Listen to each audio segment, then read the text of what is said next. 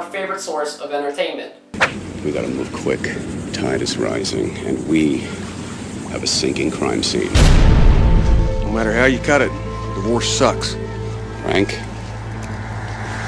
it's a killer. The verdict's already in. The verdict is in, Frank, but the jury is out.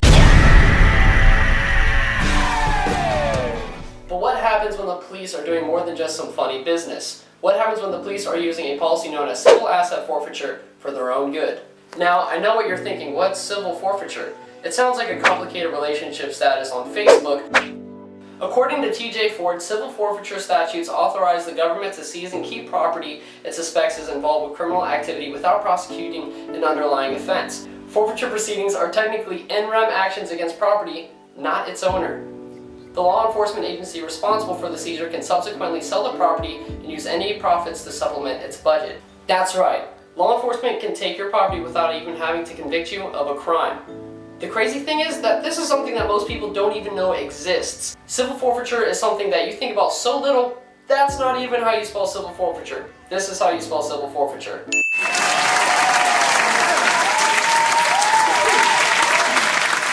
The FBI states asset forfeiture takes the profit out of crime by helping to eliminate the ability of the offender to command resources necessary to continue illegal activities. Civil forfeiture's intent is to remove the criminal component from our community. But what is law enforcement's intent with our forfeiture funds? Police departments and prosecutors are the main supporters of the civil forfeiture laws. Law enforcement is sure that it has the power to decrease crime by making illegal activity drastically less rewarding, and stopping the resources to get into these criminal operations. In a statement by the U.S. Department of Justice, it explains that asset forfeiture program is to prevent and reduce crime by disrupting, damaging, and dismantling criminal organizations through the use of forfeiture. This is accomplished by means of depriving drug traffickers, racketeers, and other criminal syndicates of their ill-gotten proceeds and instrumentals of their trade. I agree that we should be stopping drug trafficking and other illegal intent, 100%. But should a safer community come with an incentive? Law enforcement also argues that local departments should be given forfeiture funds. They argue that they need the forfeiture funds to provide for resources that they can't get budgeted, and provide funds to support future investigations among participating agencies. And if our law enforcement department needs something in order to protect us, they should definitely have it. But oftentimes forfeiture funds are misappropriated. What we're doing, we're taking advantage of how the laws are. That's not China, is it? Well, I'm seizing it. From flat screen TVs to Rolex watches to over 20 boats, you name it, they've got it. One police department used the money to buy a margarita machine, but with or without a law degree, everyone here knows that purchases of kegs of beer, office parties, as was done in Montgomery County, don't qualify as expenses for official purpose. It's a good program. I think there are possibilities for abuse. Topic, how do you decide forfeiture funds? You know, it's usually based on a need. Well, I'll take that back. There's some limitations on it. You know, it's actually there's not really on the forfeiture stuff. We just usually base it on something that would be nice to have. It's kind of like pennies from heaven. You know, it gets you a toy or something that you need is the way we typically look at it. Law enforcement is seemingly financially motivated to exercise forfeiture cash seizures. The standard of proof is very low for many forfeiture cases. The book Criminal Law defines the standard of law as the standards of proof is the party's responsibility to prove a disputed charge, allegation, or defense. These standards range from probable cause to beyond a reasonable doubt. Only Nebraska and Wisconsin require that law enforcement have proof beyond a reasonable doubt before exercising forfeiture. 10 states have legislation granting a police use of forfeiture if they have probable cause. Probable cause in roadside stops can range from trash in the car to an excessive amount of air fresheners. This gives law enforcement the ability to use civil forfeiture with lack of proof or reason and allows police to virtually take whatever they want. So how bad is the civil forfeiture problem? In 2014, the number of forfeiture funds had ballooned to roughly $4.5 billion for the year, making this 35% of the entire number of assets collected from 1989 to 2010 in a single year.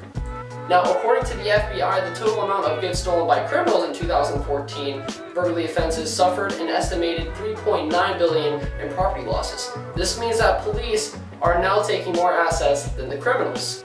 So why does the government seize so often from people or situations that seem to not necessarily be doing anything wrong? that can be best explained by a retired regional commander of the State Police Bureau of Drug and Criminal Enforcement giving a testimony on the SB 528 in the Maryland Senate. This is interesting. Soon we began running financial background workups on people. We wanted to see how many cars they had, whether they were liens or not on this property. And that soon became the business of the day before we would decide what case to work. Because we wanted to make sure that whatever case we work produced something. We didn't want to lose money. We seized cars, and again, no charges were preferred, and sometimes we would offer to sell these cars back to the owner when they came to us saying that they needed the car to travel back and forth to work. And we did this many times down on the Eastern Shore with some of the task forces that I commanded down there. And I have to say that I'm not proud of that when I reflect back on that work that we were doing down there. The feds would get 20% of the proceeds, we would get 80%. And it was a much simpler process. So basically, our civil asset forfeiture law, it flies in the face of our Bill of Rights, the Fifth Amendment, due process, because what citizens have to go through in an attempt to get their property back is not due process. Here's an example. Terry Decco and his daughter operate a store in Forfeiture, Michigan. On occasion, they go across the street to take money from the till and take it to the bank.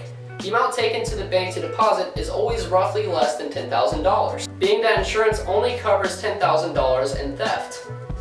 However, without warning, the government seized all the money in the establishment, roughly $35,000. The property was seized because law enforcement concluded that they were money laundering because they were structuring their bank deposits so that they could avoid the $10,000 mark that mandates banks to record the transactions to the IRS. However, prosecutors offer no evidence that the Deccos were laundering or dodging taxes. People have even had their homes seized by the governments. In the case of Mrs. Riley, an Anglican priest, and her husband Terry had their homes taken from them while they were trying to help those in need. They offered housing for people who were disadvantaged in 2 rooming houses that they owned. They worked on these homes and made sure that the homes were brought up to safety codes. Most of their tenants were referred to them by social workers, but sometimes even the mayor would send people. The tenants were poor, uneducated, and often on welfare. The majority of these people were extremely poor and some had addiction problems. The Rileys tried to help their clients with their addictions, but against their own efforts, some of these people continued to use and sell drugs. The government labeled these houses crack houses and seized the properties. These specific situations can be infuriating to the people who are targets of civil asset forfeiture. If an individual becomes a victim of wrongful civil asset forfeiture, they may never see their property again. They may not have even committed a crime. So let's say the government takes your property. You can still get it back in court, right? Well, forfeiture doesn't play fair with due process either. Quoting Representative Henry Hyde, due process is overdue for some protection. You're supposed to be innocent until proven guilty and given a fair trial, but your possessions don't have these same rights. An example of these rights being trampled on is highlighted in a JRN news article on a man named George Rebbe. I told them I had active bids on eBay that I was trying to buy a vehicle, and they just didn't want to hear it. In fact, Reeby had proof on his computer, but the Monterey officer drew up a damning affidavit citing his own training that common people do not carry this much U.S. currency. He tell you that he was trying to buy a car? He did. But you did not include that in your report. Leave that out. I don't know. That's pretty hard to watch. George Rebbe had done nothing wrong, but Officer Bates had stated it's not illegal to carry cash. It's what the cash is being used to facilitate, what it's being utilized for. Which is true, if you could actually prove that the money is going to be used for illegal conduct. If this is the way that we're going to be treated by our police, we need to reshape our movies to better show how people in positions of power actually act. You know why I pulled you over today? No, why? So you're going 45 and a 40. Is that a crime? Sir, do you have any large amounts of cash in the vehicle? I have $4. $4,000. So just $4. It's clearly $4 bills! Smell that. It smells like money. It smells like dirty money! What else you got in that car? We got milk. Is that vitamin D? No, it's 2%. Ah, never mind. Second thought, I will take the milk. I will take the milk. Thanks, I needed some. Is that a toaster? Yeah. I need a toaster. A toaster. Make some great toast with this, thank you. Dude, you want my peanut butter too? You know what? That would really go well on some toast. You're so thoughtful. Is that a cat? It's my cat. Gotta take the cat. It's involved for drug purposes. No, not my cat. Wait, you can't take my cat. You can't take my cat. It's my cat. Say bye to Mittens. I will remember you. The Washington Post found that 298 departments and 210 task forces have seized the equivalent of 20% or more of their annual budget since 2008. The laws and lack of restriction of civil forfeiture is unjust, and the reasons for many cash seizures is unfair.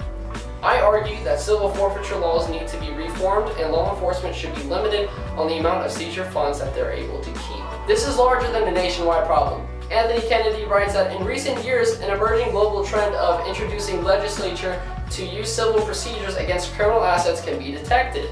We need to act now. New Mexico has outlawed the practice of civil forfeiture in 2015. The New Mexico legislation states that police may seize an individual's property, but they must convict that person of a crime and prove that the property is being seized was used in a commission of that crime. This is the start of something that needs to happen. Civil forfeiture has good intentions, but is vastly abused across the country. With limited amounts or even bad benefits of income to law enforcement from the seize of forfeiture cash, it could make people feel safer with their local, state, and federal police units. With restrictions and reform on civil forfeiture, we could give our possessions due process.